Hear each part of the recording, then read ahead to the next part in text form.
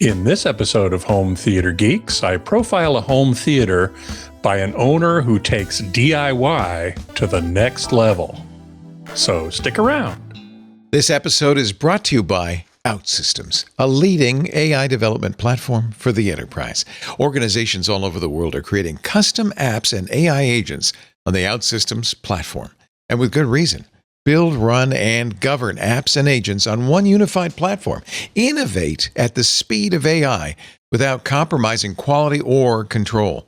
Trusted by thousands of enterprises worldwide for mission-critical apps, teams of any size and technical depth can use OutSystems to build, deploy, and manage AI apps and agents quickly and effectively without compromising reliability and security. With OutSystems, you can accelerate ideas from concept to completion. It's the leading AI development platform that is unified, agile, and enterprise-proven, allowing you to build your agentic future with AI solutions deeply integrated into your architecture. OutSystems. Build your agentic future. Learn more at outsystems.com/twit. That's outsystems.com/twit. Podcasts you love. From people you trust. This is TWiT.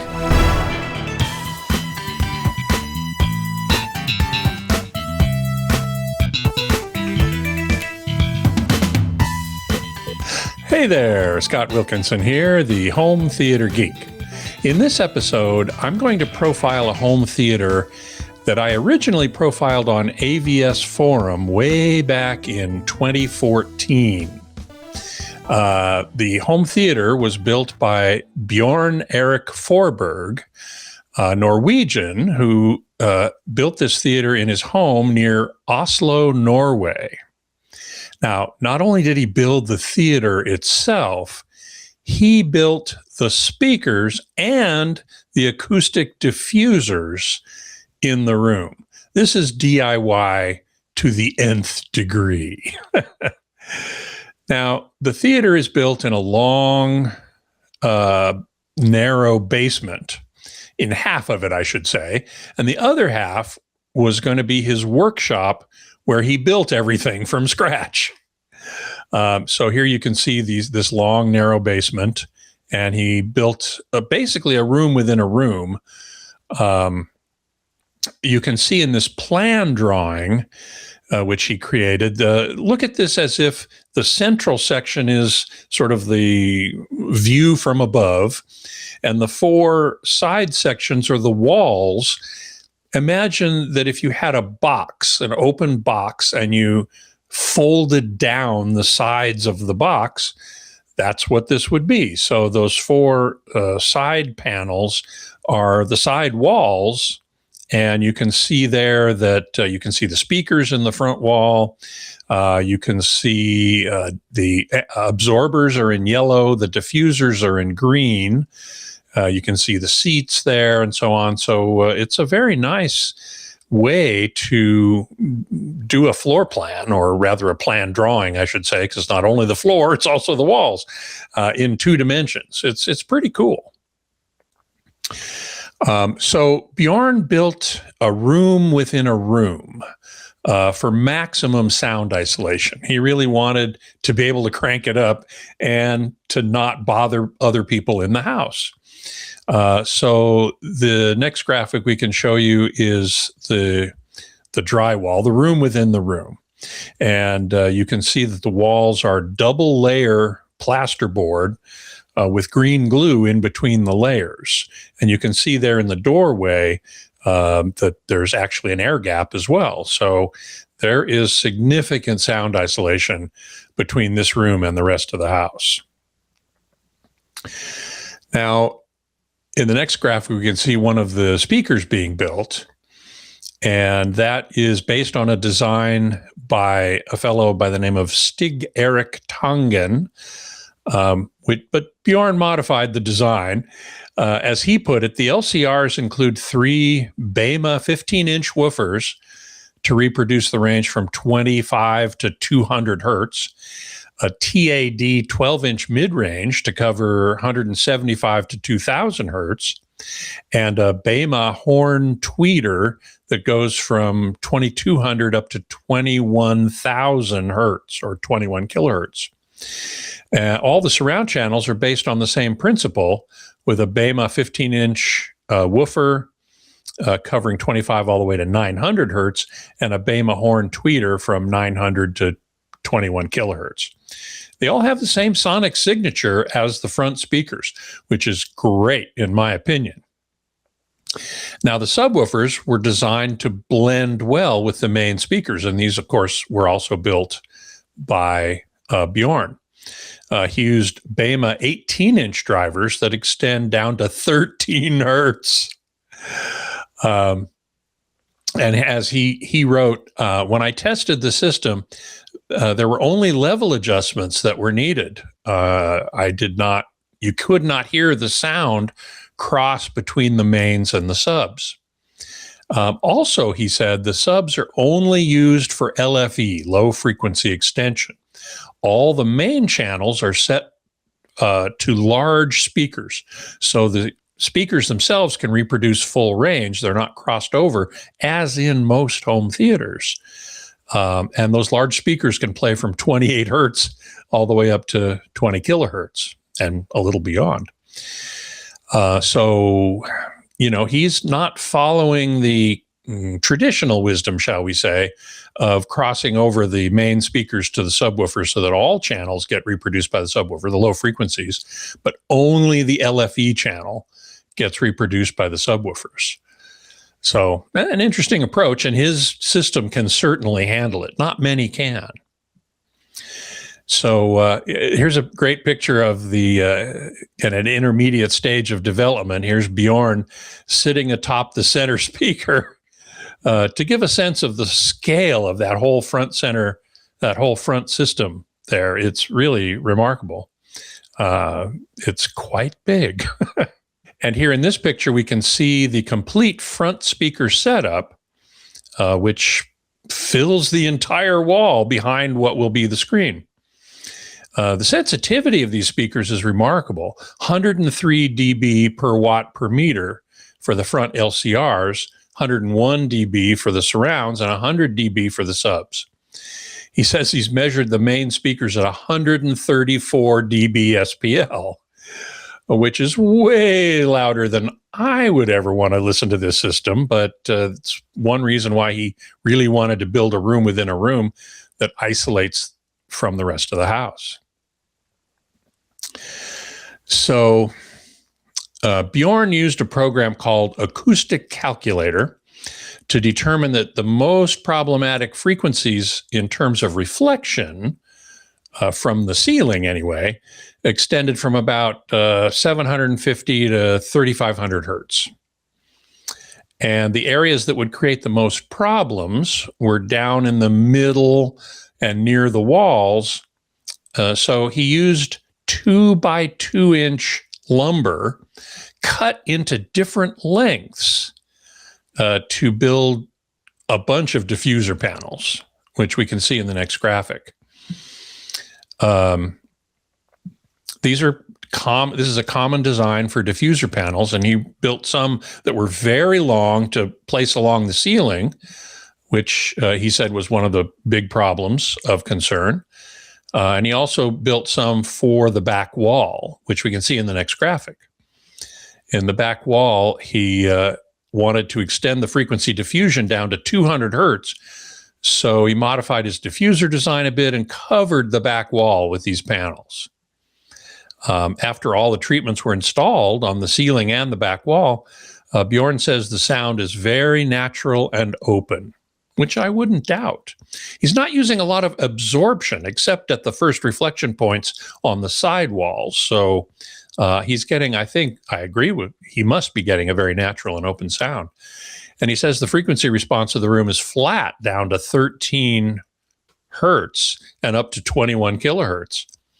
But he says he adjusted it to add a bit more weight to the LFE, those really low frequency rumbles, for greater effect on movies, as he said.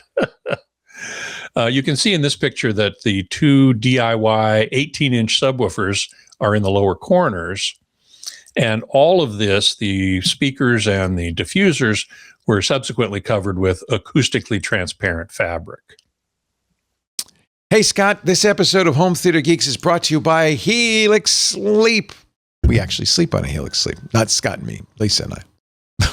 We love it, by the way. Scott, if you want, I'll get you one. It's great. How are you preparing for spring cleaning? Yes, you. It's spring cleaning. Is it time to upgrade to a new Helix mattress and get a good night's rest? This is about a year ago that we did this. Put that old mattress on the curb, figuratively, not literally. Actually, Helix took it away, but we got rid of it and we got a Helix mattress. And I got to tell you, it's great. No more night sweats, no back pain, no motion transfer.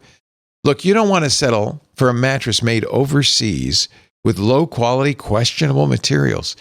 Rest assured, your Helix mattress is assembled, packaged, and shipped from Arizona within days of placing your order. Yeah, they make it to order.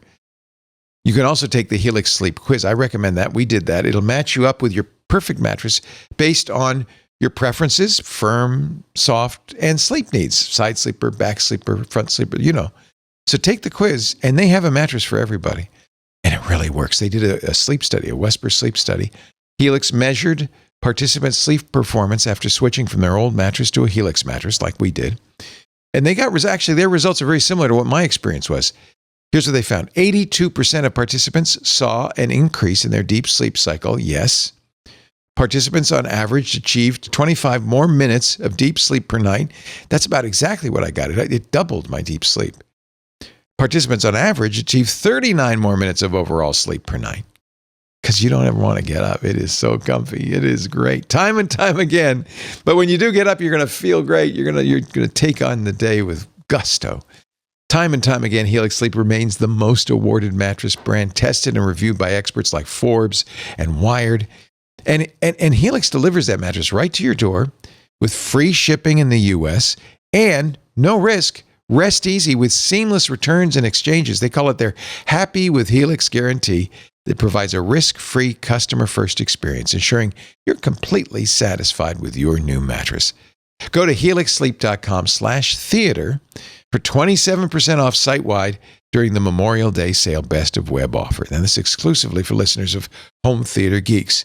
Go to helixsleep.com/theater for 27% off site-wide. Make sure you enter our show name after checkout so they know Scott sent you, okay? That helps us. The offer ends May 31st, but if you're listening after the sale ends, fear not.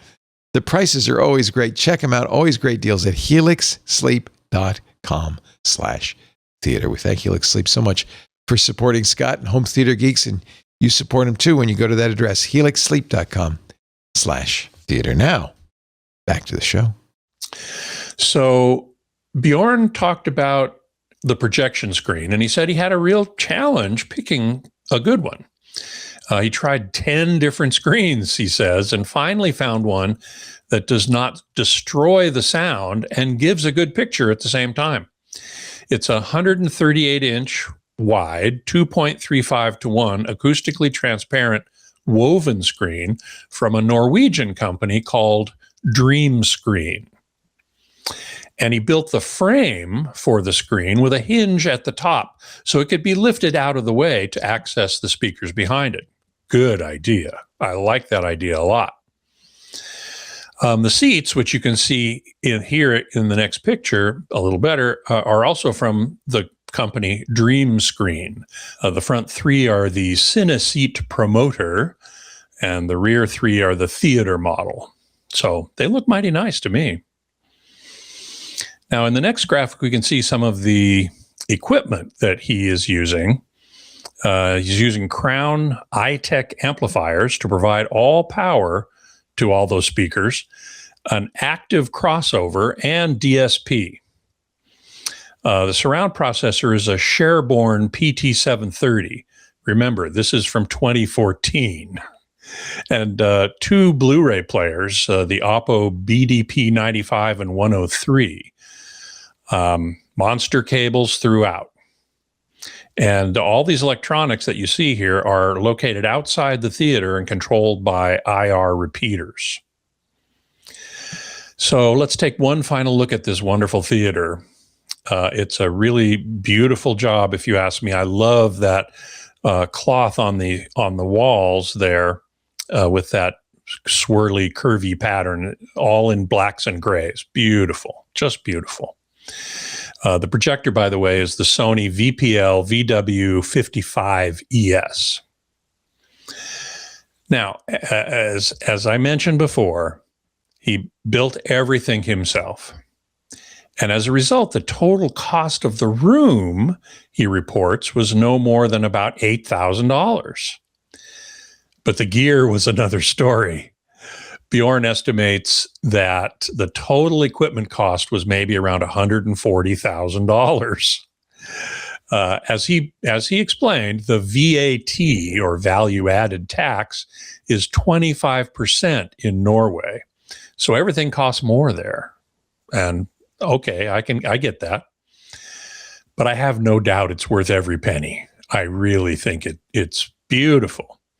Now, we're going to put in the show notes a link to the build thread that Bjorn put up for his theater. And he joined in 2012, and he started this thread in 2012 as well. I featured the theater in 2014. And if you were paying attention to the equipment, you probably noticed that the system is only high definition, not Ultra HD or 4K. And it's 7.1 audio. There's no Atmos. Unfortunately, Bjorn has since moved from this house, and he couldn't bring the theater with him. According to his build thread, if you go to the last page, you will see a heartbreaking sight. He actually tore down the theater. So unlike many home theater owners, he didn't have the opportunity to upgrade that beautiful system to 4K, Atmos, high dynamic range. I really wish he had been able to do that.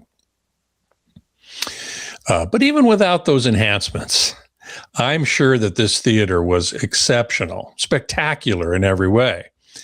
And I hope it serves as an inspiration for others to dig into their hobby, their home theater hobby, as DIYers, because it's well worth it. If you have a question for me, send it on along to htg@twit.tv, and I'll answer as many as I can right here on the show. And if you have a home theater you're proud of, send me some pics. I'd love to see them, and maybe we'll get you on the show to talk about it. Until next time, geek out.